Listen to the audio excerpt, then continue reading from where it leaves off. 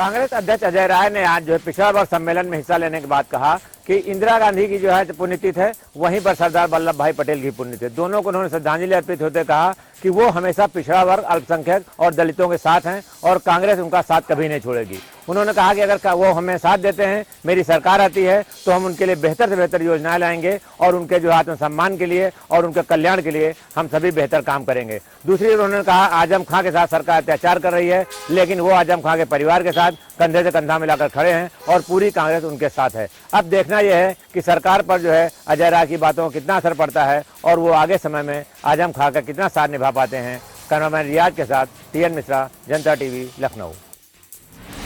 आबकारी नीति घोटाले में देखा गया कि बीते दिनों ईडी ने समन जारी कर दिया अरविंद केजरीवाल के नाम पर और लगातार देखा गया जिस तरीके से 2 नवंबर का वक्त तय किया गया, मुकर्रर किया गया है, उनका तलब का यह समय है, 2 नवंबर का हाजिर होने का उनको समय सीमा दिया गया और साथ ही साथ ये बताया गया है कि शराब नीति घोटाले में उनकी भी जो उपस्थिति है यानी कि उनकी संदिग्ध इसमें भी भागीदारी है और जिसमें लेकर पूछताछ लगातार किया जाएगा। देखा जा रहा है कि जिस तरीके से शराब नीति में घोटाले में मनीष सिसोदिया जो की दिल्ली के उप मुख्यमंत्री थे, उनकी भी गिरफ्तारी, उससे संजय सिंह और लगातार तमाम जो इसमें लगातार जिस तरीके से देखा गया जो भी विभाग के अधिकारी हो या तमाम जो अलग अलग राज्यों के जुड़े लोग रहे शराब नीति घोटाले में, उन तमाम लोगों की गिरफ्तारियां हो गई हैं। लेकिन लगातार देखा जा रहा है कि जिस तरीके से सियासी बयानबाजी जारी है, कहीं ना कहीं ये बताने की कोशिश की जा रही है कि आम आदमी पार्टी ने जिस तरीके से तमाम भ्रष्टाचार किया, क्योंकि ये आरोप जो लगाया जा रहा है वो लगातार आम आदमी पार्टी के तमाम नेताओं के द्वारा कहा जा रहा है कि आम आदमी पार्टी से जिस तरीके से उत्थान हुआ, जिस तरीके से भारतीय जनता पार्टी को राष्ट्रीय राजनीति में चुनौती दिया गया, कहीं ना कहीं भारतीय जनता पार्टी डर गई है। इसको कहीं ना कहीं आने वाले आगामी चुनाव में दिख रहा है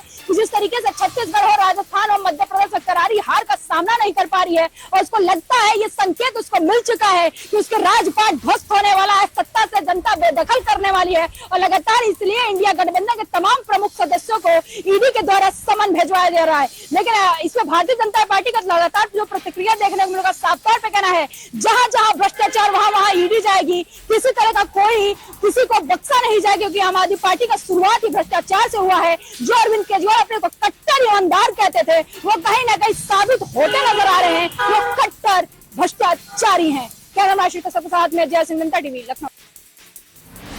राष्ट्रीय एकता दिवस के अवसर पर आज लखनऊ स्वास्थ्य भवन में रक्तदान शिविर का आयोजन हुआ। ये आयोजन महानिदेशक स्वास्थ्य के आदेश के अनुक्रम में हुआ। कार्यक्रम में मिनिस्ट्रियल स्टाफ ने रक्तदान देकर के कार्यक्रम को सहयोग किया। साथ ही साथ उक्त कार्यक्रम का नेतृत्व लखनऊ में लोक बंधु चिकित्सालय के स्टाफ ने वहां पर मौजूद रहकर कार्यक्रम को सहयोग किया। खासतौर से वहां पर उपस्थित डॉक्टर अजय शंकर त्रिपाठी जो कि चिकित्सा अधीक्षक हैं लोक बंधु चिकित्सालय में, उन्होंने लोगों को रक्तदान के प्रति जागरूक किया और रक्तदान के महत्व को बताया। निश्चित रूप से राष्ट्रीय एकता दिवस के मौके पर रक्तदान शिविर कहीं न कहीं लोगों को एकता के सूत्र में बांध रहा है, ये कहना गलत नहीं होगा। कैमरा पर्सन रियाज के साथ सत्यव्रत शुक्ल, जनता टीवी, लखनऊ।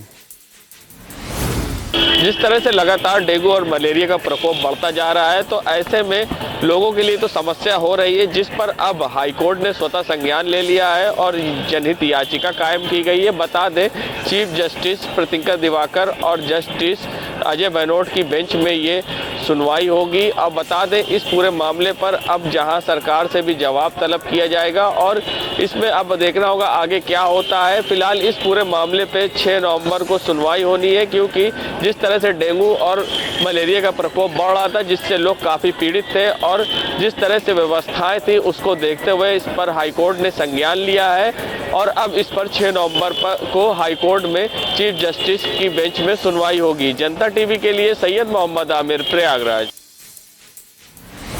होमगार्ड कमांडेंट द्वारा एक आम रास्ते को बंद करने को लेकर एक विवाद हो गया और देखते देखते क्षेत्र में काफी रोष पैदा हो गया। क्षेत्रवासियों में काफी नाराजगी देखने को मिली और ये विवाद बढ़ता चला गया।